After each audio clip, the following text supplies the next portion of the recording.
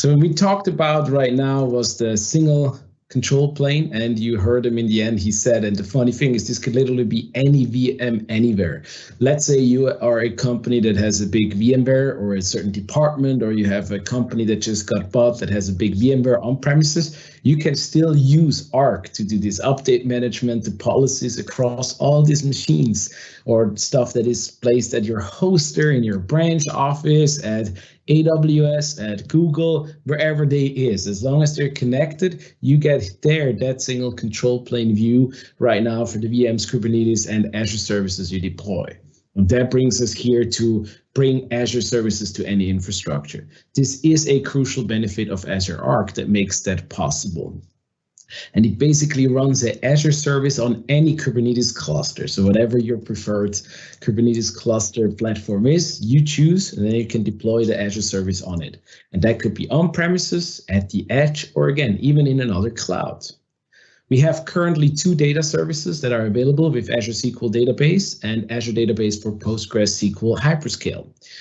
But more services will come. I think if you saw Ignite, we just announced even the SQL management that got integrated into Arc. But the reason why many want to do that is because a lot of people want to have access to that latest technology. They're so at the forefront with the innovation that they're driving, specifically on applications that interact with their customers. And so they don't want to wait until, a new version is available, and then, deploy it and do all the beautiful things. They really want to have access to cutting edge technology. And they want always on, they want to be able to be done with the end of support business, right? It's like when you read the media, when Windows 7 went out of support and things like that. It's a huge topic. It's a huge effort for all of you to kind of oh my goodness, the SQL server is going, end of support. We got to update all of these huge investments, hard to do. If you use it as an Azure service, it's always up to date. You're done. Your days in end of support are basically done. It also gives you the elasticity on premises thanks to the Kubernetes-based execution. You can deploy a service in seconds, setting up high availability, backup, point-in-time restore with just a few clicks. It also enables you to scale workloads up or down dynamically, just like you would do in Azure. This obviously has a dependency on if you cheaped out on the server infrastructure of how much resources you make available there, but it's possible. And then finally, you can also take advantage of that cloud billing and also then cross-charging the departments, as you saw, easily being done in Azure with those tags. So let's see how that looks in reality of taking advantage of bringing a data service to your environment. Thomas. Thank you very much, Dave. So we're going to have a look how we can actually add Azure SQL to your data services running in other cloud providers. Now, before I do that, we had a couple of great questions in the chat because of time, we don't have too much time to talk about all of it, but I want to quickly answer the most important ones. So first of all, the cost of Azure Arc enabled servers. So there's no cost for Azure Arc enabled servers. So you can go out today and onboard these servers. You will have cost if you then start using server services like update management and Azure Log Analytics. You will obviously need to pay the log analytics costs for that. And then if you will use the policy piece, I think we have a cost per server for the policy settings. So that is one of the questions we had. We also had a very interesting question for service providers or managed service providers who manage multiple customers' environments. Yes, so with Azure Arc, you can also manage that in kind of a multi-tenant environment using Azure Lighthouse. So if you're not familiar with Azure Lighthouse, that is what you need to check out. We also try to answer many of the questions you have, but now I want to quickly show you the demo how we actually deploy an Azure SQL database or Azure SQL managed instance in AWS. So here we go. We are in the Azure portal. And what I'm going to do here, I'm going to the marketplace. We are going to look for Azure Arc. And what you can see here, a couple of different things I can onboard or can manage, for example, Azure Arc for Servers, which I just showed you. But then there we also have Azure SQL database managed instance. So this one is currently in preview. So you can try that out. It's a public preview. And you can see here, if I want to create a new managed instance to a environment, for example, running somewhere else, I can select that. So this was one of the demos we did for Ignite. So you can see here, I can give that instance a name. Let's call that Gartner.io, which makes a lot of sense for our demo here. And then we can actually go out and select the location. And then we have Arc location. And that is the interesting part here I want to talk about.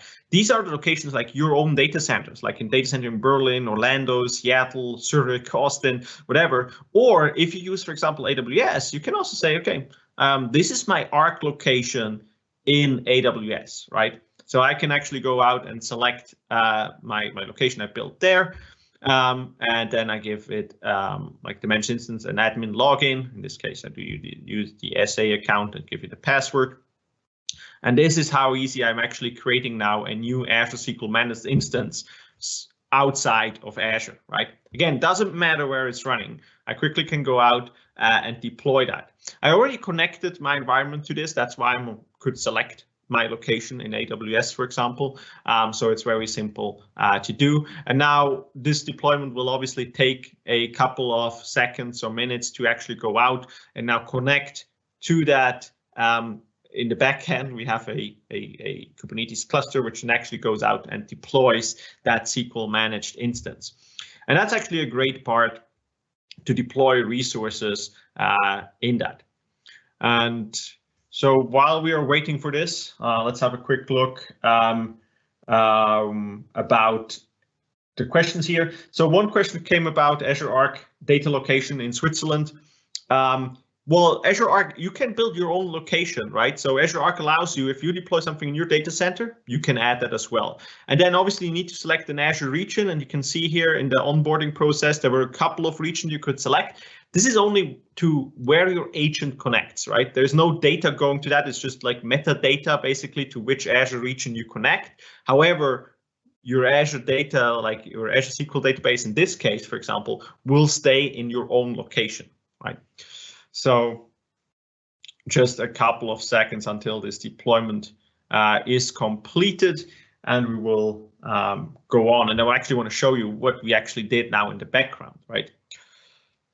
So just quickly, while this is working, I see it's deployed, so I'll be quiet again.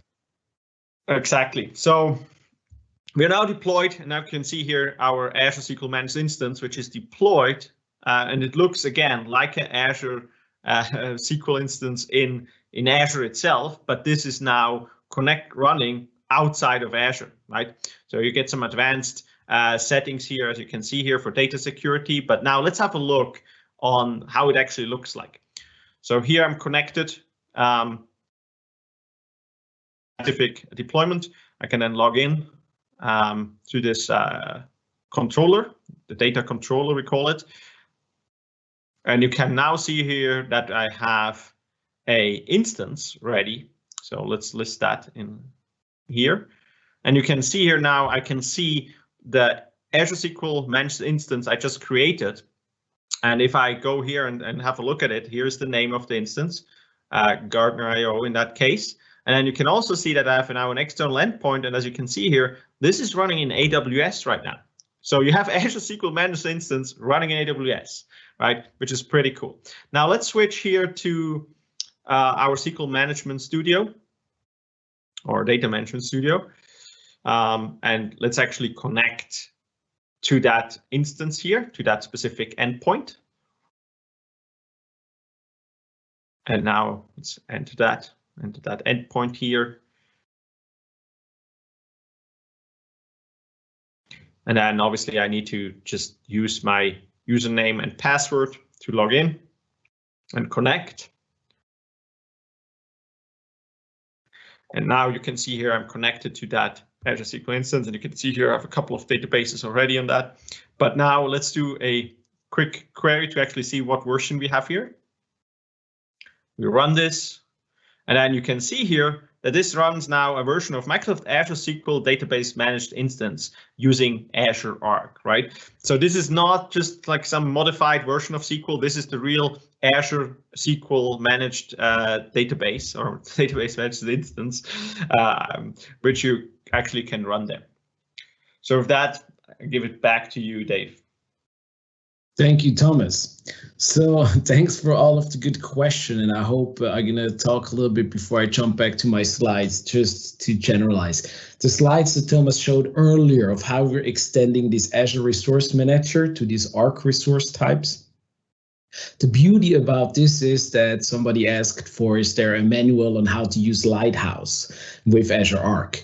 As soon as Azure Arc is connected, it lights up in Lighthouse automatically. So if I'm a customer perspective, and let's say I hire a IT partner in Switzerland that I want to manage, I want them to manage and update my servers and make sure my environment is always running. All I do is I deploy the Arc agent, say this partner has access to this resource group or this subscription. And then if the partner logs in through Lighthouse, these machines light automatically up, because as far as Azure is concerned, these are now Azure resources. So that is super easy, no special magic needed. We also had a few questions around how this applies for IoT and so on. Now with IoT, we have services like Azure IoT Hub or Azure IoT Central that simplify things, because as the person pointed out, you may have thousands of sensors in a factory, right? And so how do you do that at scale? And so for that, I highly encourage you to check out IoT Hub and IoT Central.